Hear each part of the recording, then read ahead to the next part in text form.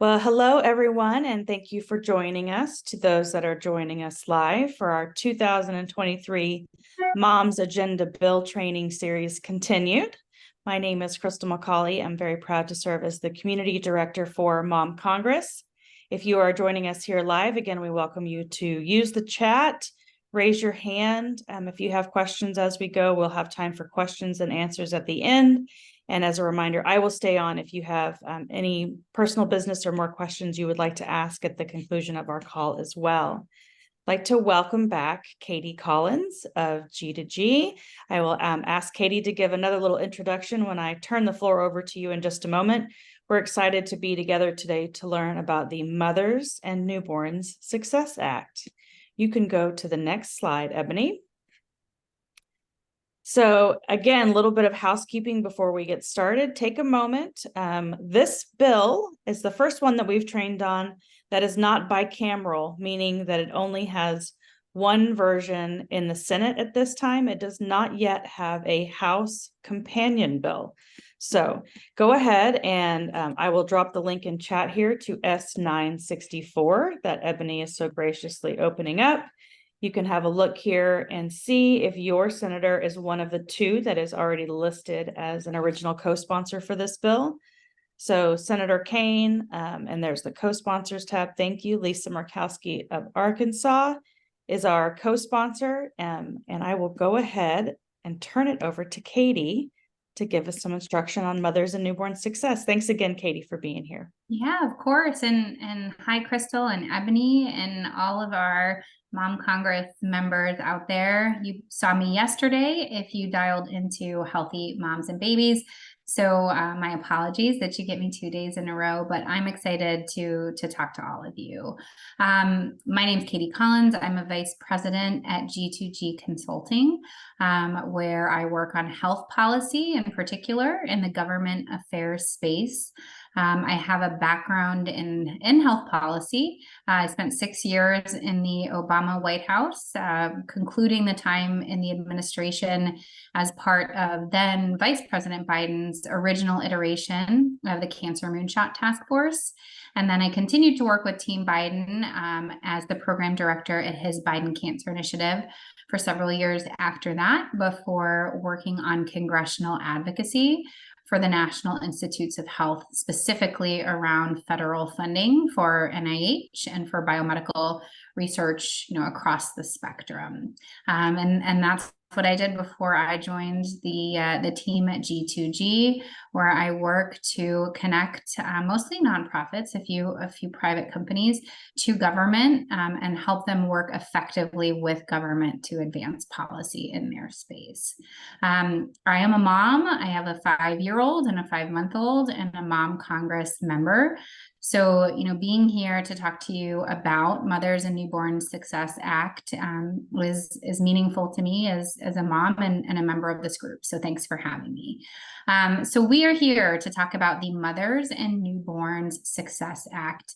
And before we get into why, before we get into what this bill does, I want to talk about why we need this bill and talk a little bit around the pretty staggering statistics around maternal and infant mortality in this country. If you were with us yesterday, you heard a little bit of this, so I apologize for the repeat. But I do think it's important to highlight because some of the same themes and the same, really bad inequities in our healthcare system are why this bill is important. So over the past decade, we've seen the birth rate in our country decrease by about 20%. But at the same time, maternal mortality rates are rising. So fewer babies are being born, more moms are dying. That does not make sense. And despite the fact that here in the US, we do have one of the most advanced healthcare systems in the world, we also have the highest maternal mortality rate amongst developed nations, which is pretty crazy to think about. If you look at the World Health Organization's list of maternal mortality rate by country. Here in the United States, you were more likely to have a poor health outcome than if you gave birth in Ukraine or Kazakhstan or Egypt. I mean, that's pretty nuts. Maternal deaths in the US rose by 40% in 2021. So compared to 1 year prior in 2020, we had a 40% increase in maternal deaths. So why? Why is this happening? And it's really simple. It's because pregnant women are not receiving quality medical care. And racial and ethnic disparities mean that minorities receive even further subpar care. In 2021, the maternal mortality rate for Black women was almost 3 times higher than their white peers. And the infant mortality rate of babies born to Black women was 2.5 times higher than babies born to white women. If you are a Native American or an Alaskan of Alaskan descent, you are 2 times more likely to have an adverse health outcome than if you're white. So these are not good statistics. And 80% of pregnancy-related deaths are preventable. So we can do something about this, and that's why we need the Mothers and Newborn Success Act. So I want to talk a little bit about this bill. As Crystal said, the bill is only in the Senate. One of the things that we'll talk about at the end is looking to get a House companion bill to ensure the highest chance of success. Having a bill in both chambers just makes it that much easier to have something become law. A positive thing, though, is this bill is bipartisan, which means it's led by both Republicans and Democrats. So having support on both sides of the aisle is key to having a bill move and ensuring that it becomes law. So this bill was created to promote maternal health and to reduce racial inequities in both maternal and infant mortality by strengthening support for women both during and after their pregnancy, expanding maternal health research and data collection, and ensuring that women are better matched with a birthing facility that meets their specific needs. Excuse me. So how does it do this? What is in the bill to get us to this goal? So, and this can all get sent to you later, so don't worry about furious note-taking. I'm just going to go over a few provisions. So 1, it provides grants through part of the Health and Human Services Department. It's called HRSA, Health Resources and Services Administration, and they have a state maternal health innovation program.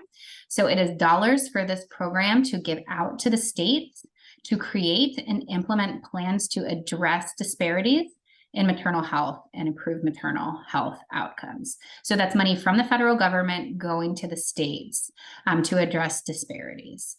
It supports CDC's work to classify birthing facilities so that patients understand the level of risk-appropriate maternal and infant care at each facility, with the goal of improving care delivery and health outcomes for moms and their babies. It supports CDC's efforts to gather pregnancy checkbox data from death certificates to help provide more accurate data on maternal deaths. So that may not sound very helpful since we're talking about that happening after the death of a mom, but the more data that we have on these adverse pregnancy outcomes, the more of a strong case we have for funding and for further intervention and efforts in this space.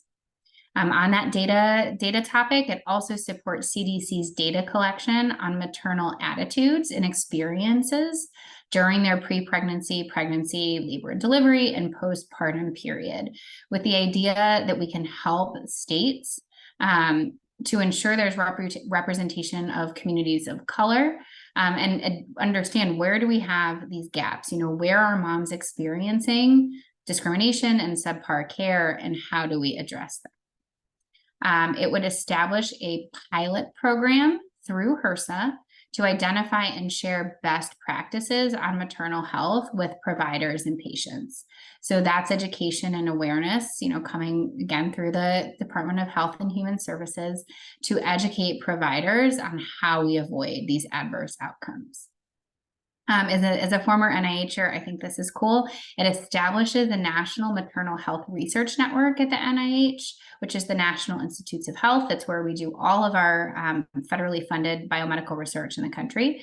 And this network would support innovative research on the underlying causes of maternal mortality and how we treat maternal mortality.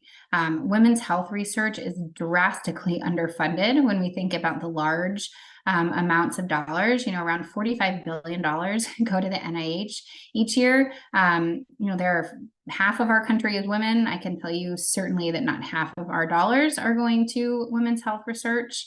Much, much, much lower than that. So I think this is a great start at funneling some dollars into maternal mortality and how do we better treat it.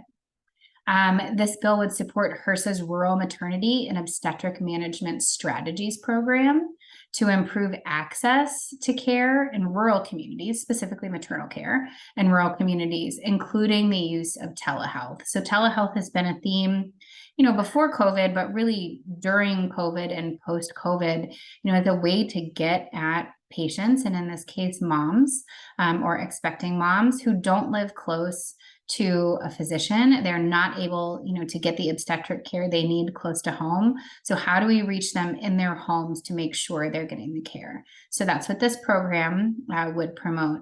And then the last provision I'll talk about is it establishes a public and provider, so patient and doctor awareness campaign through the CDC to promote awareness of maternal health warning signs, and as well as the importance of vaccinations for pregnant women and children.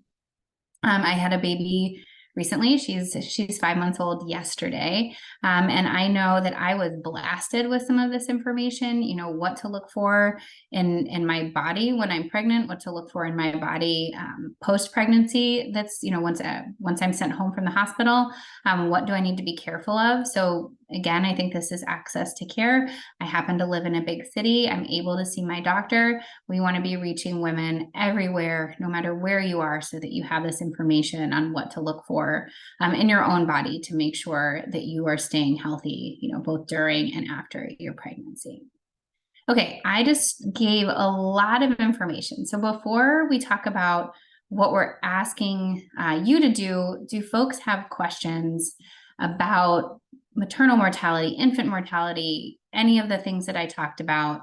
I'm happy to provide clarity on things that might not be clear.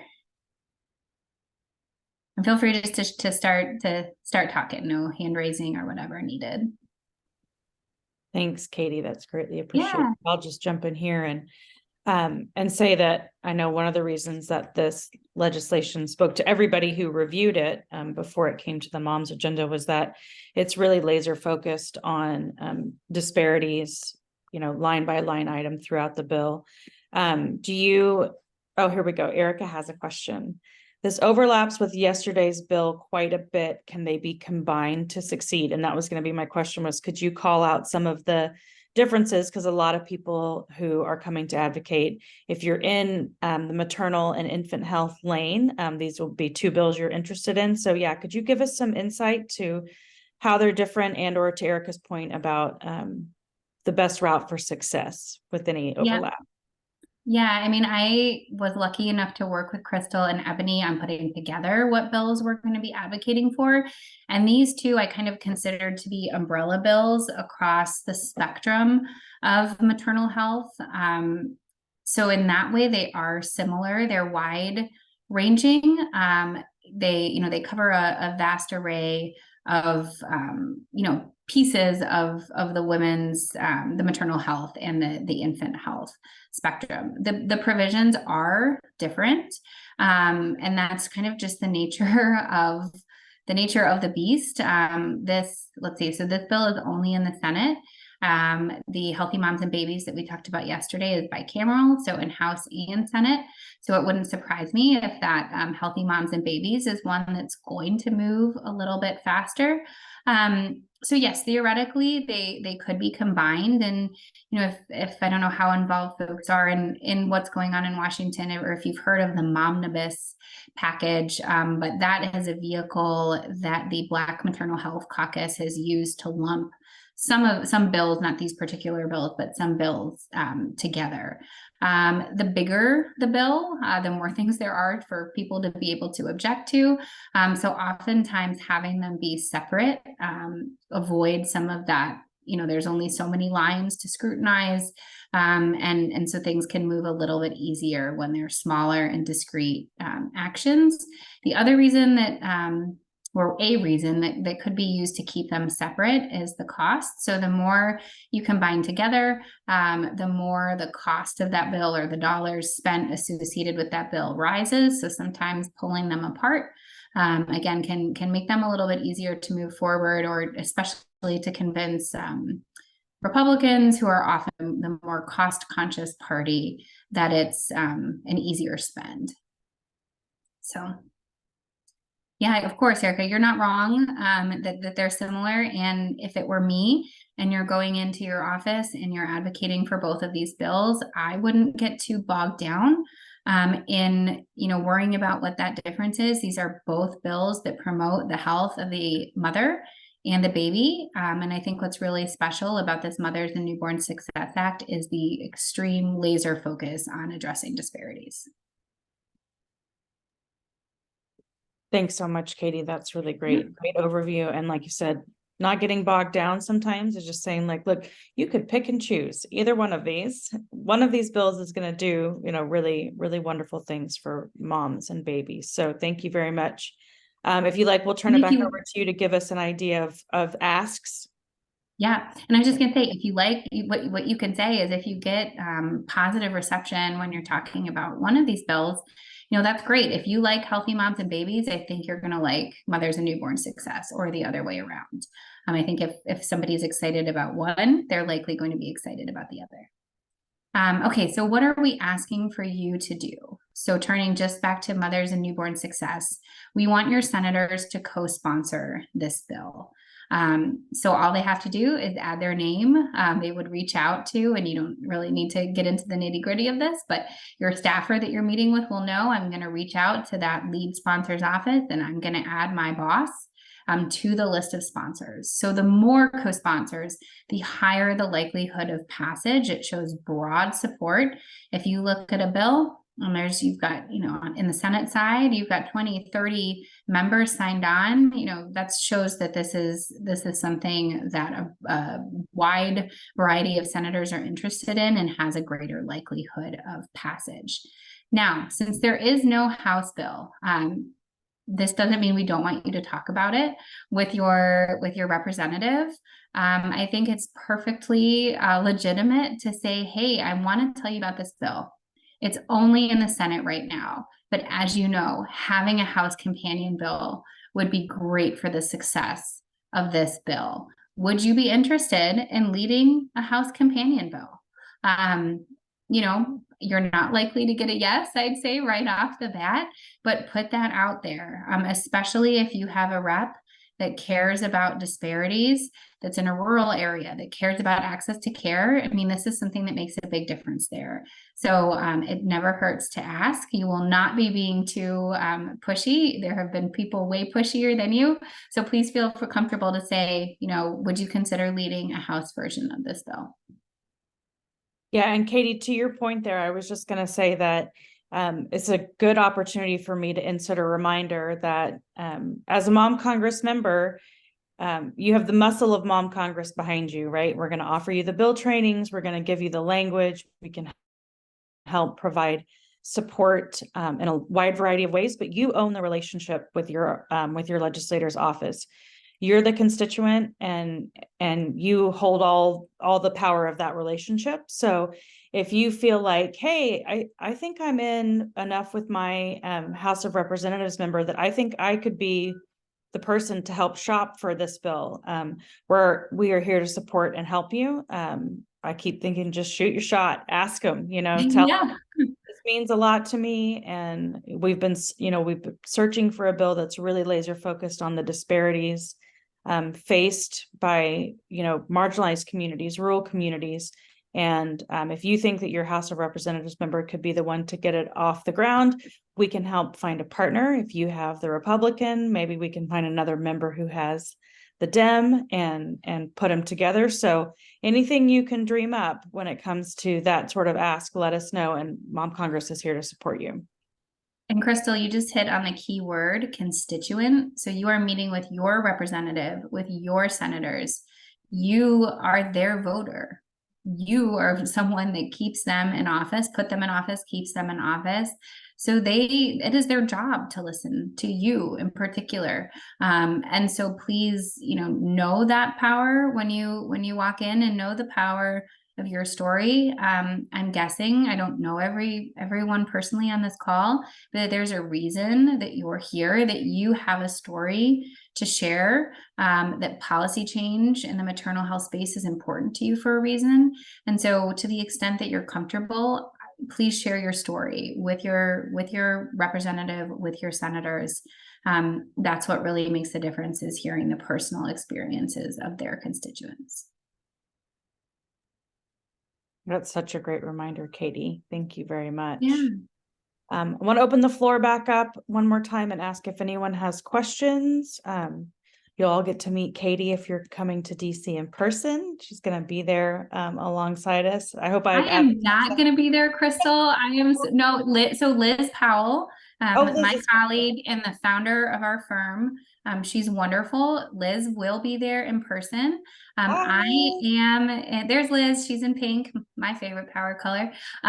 So Liz will be there in person. I'm actually in Cleveland, Ohio. I do a ton of DC work. So I will be headed to DC for a couple trips in October and November, Crystal, and I'm hoping, we can connect, but you'll have Liz on the ground, and me if you need me virtually.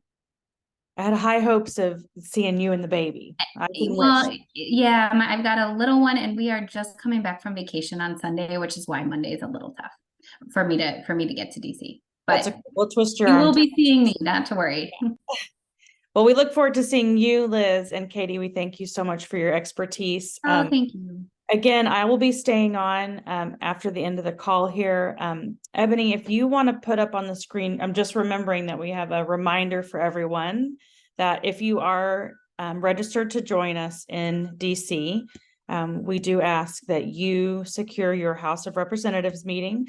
I know a lot of you are, that's in the works or something you've reached out about, you're wondering about follow-up. We're here to support with that as well, but just want to go ahead and give a reminder that thank you very much. There's the link right there that I'll drop in chat. If you can just fill out the Google form to let us know who you're meeting with, and then you'll be hearing from me and Becca here towards the end of the week regarding your state teams. So we will set up your Senate meetings and send that information over to you so you can have a better idea of pairing up with people from your state. So that form is in chat, and I'm also dropping a link to schedule one-on-one time with Becca if you would like to practice sharing your story or have questions about how it relates to a particular piece of legislation. And thank you again for joining us. I will stop the recording now for those that are watching not live.